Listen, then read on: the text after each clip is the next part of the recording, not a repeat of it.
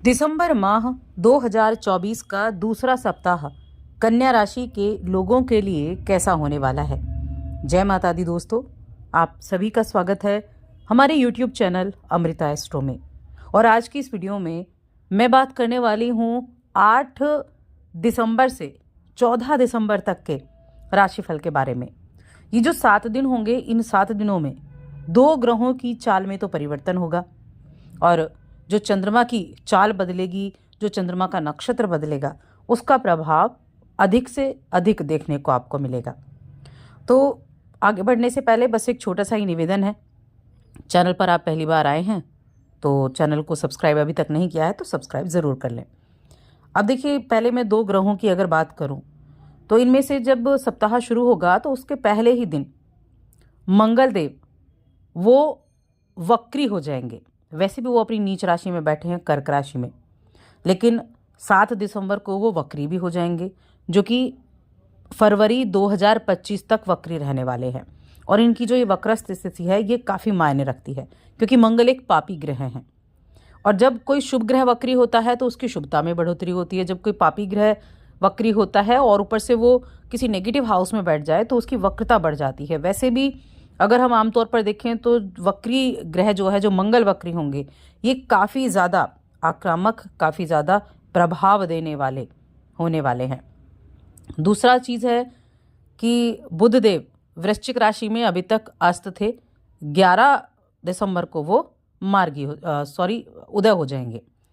वैसे वो भी वक्री बैठे हुए हैं, लेकिन वो अस्त थे, अब वो उदय हो जाएंगे।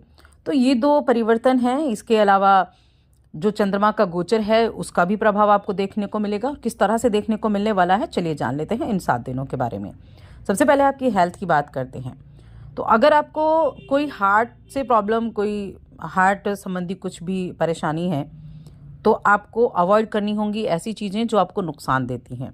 कॉफ़ी वगैरह, चाय, इन चीज़ों का सेवन आपको कम करना है।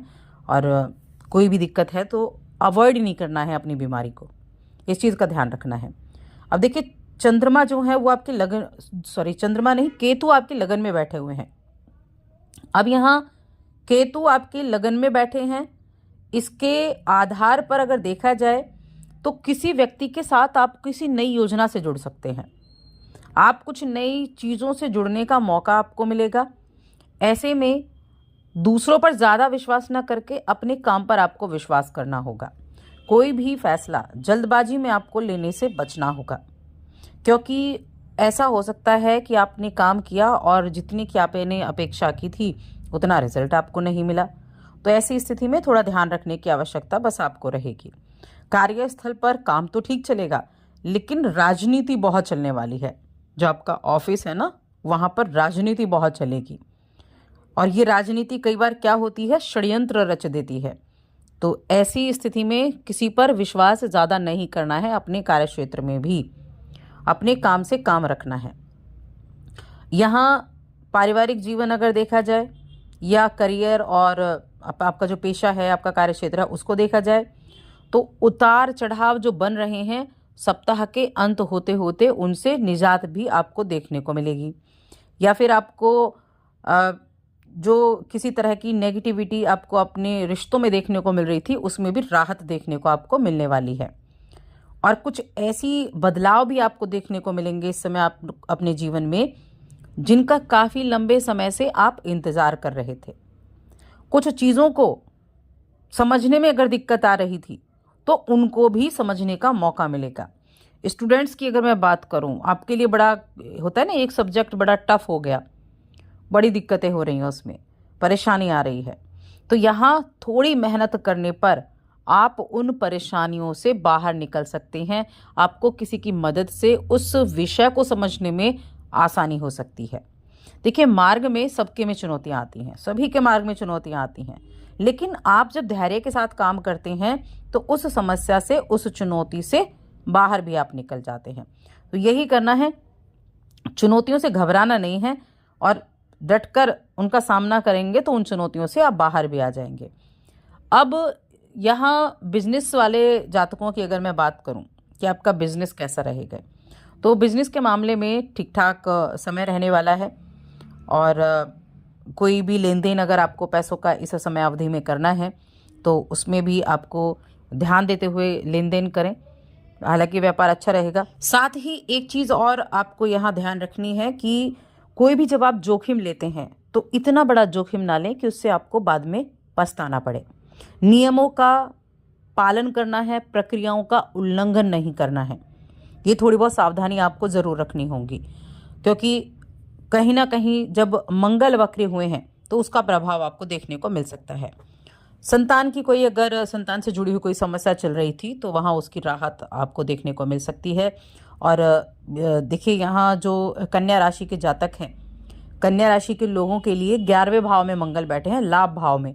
लाभ भाव में मंगल का होना और वहाँ पर वक्री हो जाना कहीं ना कहीं आपको शेयर मार्केट में इन चीज़ों में सावधानी पूर्वक निवेश करने की सलाह ज़रूर दी जाती है कि सावधानी पूर्वक पैसा इन्वेस्ट करें, क्योंकि ये अवधि ऐसी रहेगी जब आपके लिए सावधानी बहुत ज़रूरी होगी। मोटा इन्वेस्टमेंट करने से बचें, करते हैं तो बहुत रिस्क आप इस समय अवधि में ले सकते हैं। कोई सट्टा हुआ, कोई जुआ हुआ, कोई लॉटरी वगैरह हुई, इन सभी में आपको सावधानी रखनी है, क्योंकि मंगल का यहाँ जो 3rd हाउस के आपके स्वामी हैं मंगल, इनका वक्री होना कहीं ना कहीं आपकी मेहनत को भी बढ़ाता है। यात्राएं रहेंगी, छोटी मोटी यात्राएं होती रहेंगी, भाई बहनों का सपोर्ट मिलेगा आपको और एफर्ट ज़्यादा करने पड़ सकते हैं अपने कामकाज में। तो ये चीज़ें भी आपको यहाँ देखने को मिलने वाली हैं। इसके अलावा आपके अष्टम के भी स्वामी होते हैं मंगल देव, तो पैतृक संपत्ति से धन लाभ आपको मिल सकता है। लेकिन जमी जायदाद को लेकर अगर कोई कोर्ट केस वगैरह चल रहा है तो वहाँ दिक्कतें देखने को मिल सकती हैं, वहाँ सावधानी रखनी है। मंगल के उपाय आपके लिए बहुत ज़्यादा ज़रूरी होंगे। रिश्तों की बात करें, प्रेम जीवन हो गया, वैवाहिक जीवन हो गया, तो प्रेम जीवन और वैवाहिक जीवन दोनों ही चीज़ों में अगर हम बात करें तो लाइफ पार्टनर के साथ अच्छा समय रहेगा और जो परिस्थितियां हैं वो ठीक रहेंगी। प्रेम जीवन भी आपका ठीक ठाक रहने वाला है। अगर मंगल की स्थिति आपकी कुंडली में अच्छी है तो आपका अच्छा प्रेम जीवन आपका अच्छा रहेगा। और संतान प्राप्ति का योग, अगर मंगल की पोजीशन आपकी कुंडली में सही है तो संतान प्राप्ति का योग भी आपके लिए बनने वाला है। यहाँ उपाय की मैं बात करूं अगर कि क्या उपाय आप कर सकते हैं, तो सबसे पहले तो मंगल के उपाय आपको ज़रूर करने चाहिए। मंगल के उपाय आपके लिए अच्छे रहेंगे क्योंकि लाभ के स्वामी मंगल आपके लिए बनते हैं। मंगल के उपाय के लिए क्या करना है, मंगलवार के दिन गुड़ का दान करना है। मंगलवार के दिन गुड़ का दान करें या मसूर दाल का दान करें, ये बहुत अच्छा रहेगा। और साथ में बुध के भी आपको उपाय करने हैं, क्योंकि बुध भी अभी वक्री चल रहे हैं। बुध के लिए भगवान गणेश की आराधना करें। भगवान गणेश की आराधना करना आपके लिए अति उत्तम साबित होगा। तो बस आज की इस वीडियो में इतना ही। वीडियो कैसी लगी कमेंट करके बताएं। चैनल पर पहली बार आए हैं तो सब्सक्राइब करके जाएं।